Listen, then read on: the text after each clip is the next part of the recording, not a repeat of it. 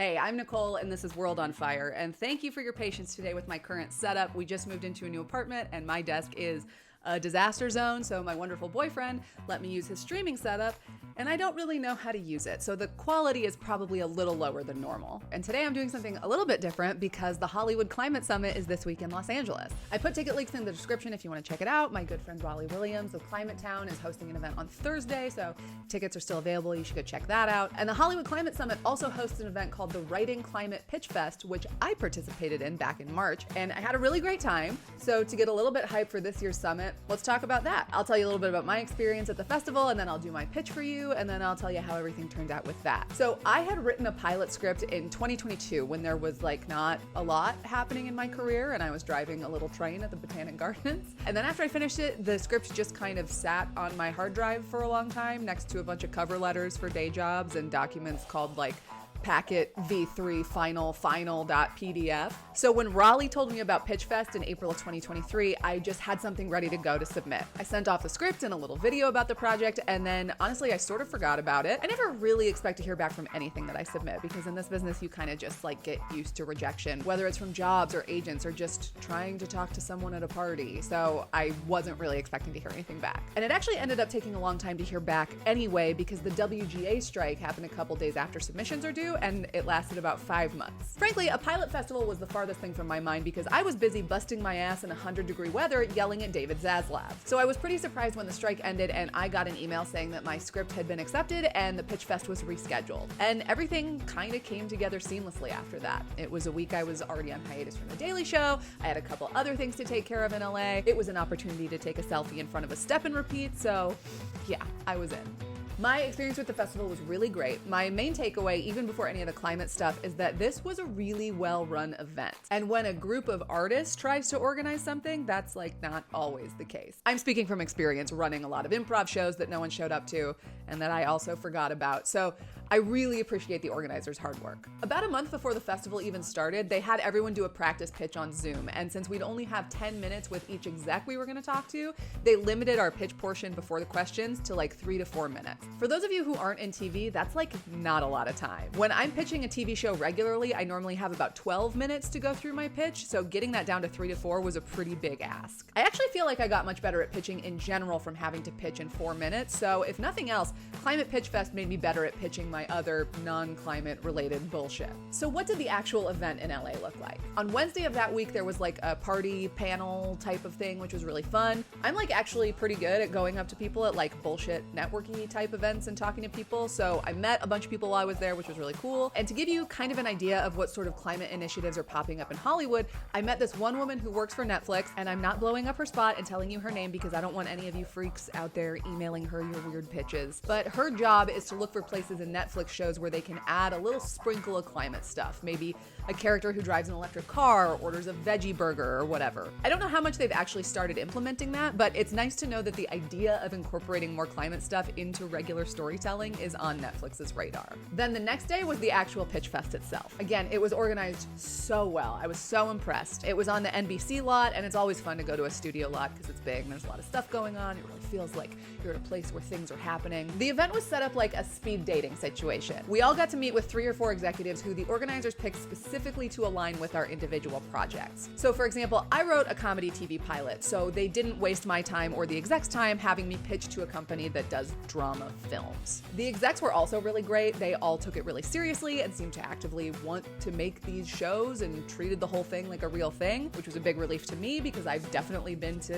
events and festivals before where companies were like, yeah, we'll send you to do this bullshit and we'll check that box. So it was nice to see them actually taking it seriously. I met with people from 3 companies and then a 4th person on Zoom after the event. And again, I'm not gonna name them because I don't want you weirdos emailing them. And I'm not just being overly cautious because even the event organizers didn't give us their contact info because frankly, Hollywood is full of desperate freaks who think that taking a big swing is gonna make their careers when it's actually just incredibly creepy. I'm a huge Star Trek fan, seminal. Thanks. I had to go too.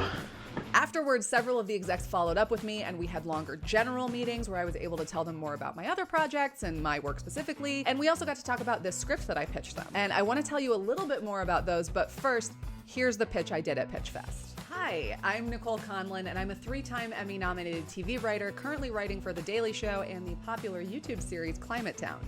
I actually went back to grad school a few years ago to get a master's in urban planning with a focus on sustainability, but I pretty quickly realized that I'm a much better TV writer than I am a civil servant. And that's why I'm so excited to be pitching you my TV show, Eco-Unfriendly, which is a sitcom a la Always Sunny or Curb Your Enthusiasm set in the world of environmental activism. Eco-Unfriendly is about a woman named Nicole, no relation, a self-centered ski bum who unwittingly goes viral when she kicks the muffler off some rich asshole's big, awful coal-rolling truck. An environmental organization offers to pay her legal bills in exchange for making her the new face of eco-terrorism. But when she discovers that activism is much more about boring meetings and networking than it is about cool stunts and viral videos, she has to decide if she loves the environment enough to save it. And while there are several characters that Nicole interacts with regularly, her most important foil is Kamana, the teenage leader of the environmental organization who's much more of an adult than Nicole will ever be. Kamana is the dedicated environmentalist that Nicole isn't, and she represents the voices of some of the people who are really driving the most passionate climate solutions. You know, young people, native people, and I mean actually native, not native the way that white people from Colorado buy bumper stickers that say native on them. Other characters include Nicole's friend and roommate Maddie, a stoner slacker type who enables all of her worst environmental habits, and a tech bro named Trevor, Nicole's boss at her day job, who constantly tries to horn in on her life to prove his credentials as a legit outdoorsman. The show is set in Colorado, which is where I grew up, and the characters are based on the kinds of people that I still go skiing with every winter, and whose love of being in the outdoors hasn't really resulted in any kind of activism. And the events that Nicole has to deal with are all based on my real experiences with environmental volunteering. I've attended brainstorming sessions where the other volunteers were too shy to say anything, so we sat in silence for 2 hours. I've manned a table at a street fair while sitting next to a full-blown climate denier running for public office, and in grad school, I stood in the rain with a little clicker counting the cars that drove in and out of a new Taco Bell development. These are all things that Nicole has to deal with on the show, plus things like giving up meat right before a 4th of July barbecue, getting into arguments over Thanksgiving dinner, and getting a free trip to Europe, as long as she takes a sailboat, even though, like real-life Nicole, she gets incredibly seasick. Of course, there's also good things that happen. She has to stay interested in environmentalism for some reason. And some of those things are personally meaningful, like when she gets a bike lane installed in honor of a friend who was hit by a car. But others are a little more self-serving, like when she glues herself to an airport tarmac in protest of private jet travel, which just so happens to also block her ex-boyfriend from making it to his destination wedding.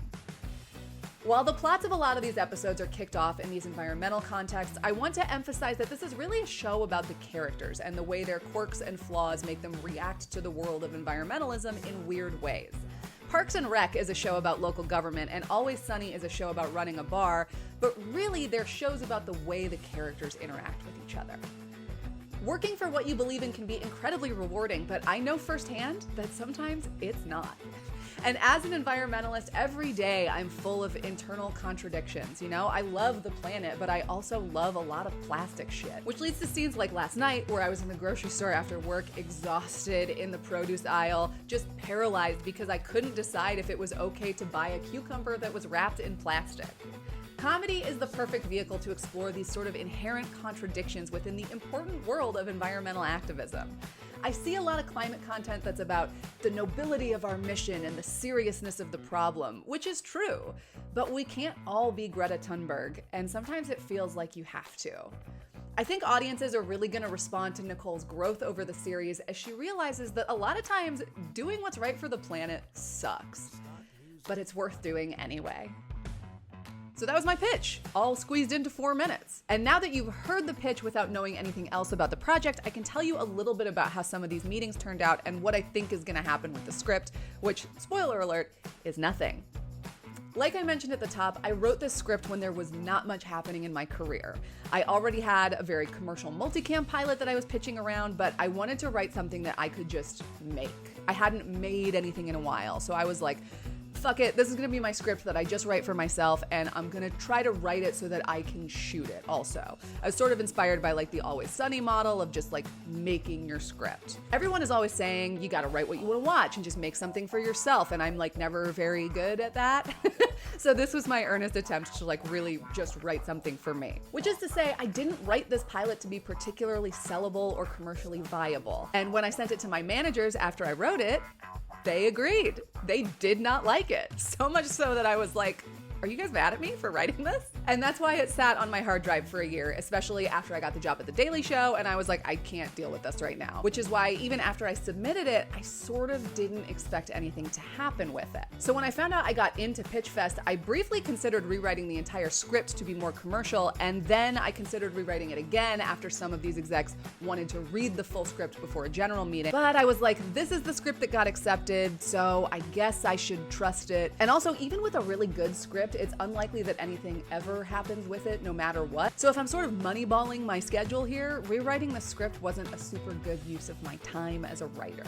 And I'm glad that I didn't rewrite it, because while I was right that neither of the follow-up meetings I had were particularly interested in this script, it wasn't for the reasons that I expected. One exec complimented the actual writing, but told me that their mandate, or like what they're told to buy, was for more hopeful scripts, whereas mine is like a pretty cynical and sarcastic take, which I think you probably got from the pitch. There wasn't really a version of this script that I was ever gonna write that's like hopeful in a sort of Ted Lasso way. It's just like not the premise of what the script is. But we had a really good meeting, and she was very complimentary about my jokes, and I was able to connect that person with a friend of mine who did write a very hopeful climate script, so I feel like that was a success. The other follow-up that I had was with someone affiliated with both a big network and kind of a more niche streaming service. For the streamer, their mandate is only things that are super serialized. Every episode is like a dramatic cliffhanger at the end, and that's not really what my thing is. And for the network project, they're kind of only buying 1-hour dramas, and the few comedies that they are looking at are all from like Tina Fey or like similarly famous people. And in case you haven't noticed from my whopping under 1,000 subscribers, I'm not quite that famous. So regardless of the quality of my script, it wasn't gonna fit with either of those mandates anyway. Although Tina Fey, if you're out there and you want to attach yourself to my script, give me a call. So at the end of the day, I feel like this was still a really good, beneficial experience, even though this script is gonna once again sit on my hard drive collecting dust. And more than anything, it makes me really excited that people are starting to take climate stories seriously, and that we're maybe gonna start seeing more of this stuff on TV and in movies. That's it for this video. Check out the links in the description if you wanna get tickets to this year's Hollywood Climate Summit, or if you wanna find out more about Pitchfest and the people who run it. And also, if you wanna buy my script, I'm all ears, baby.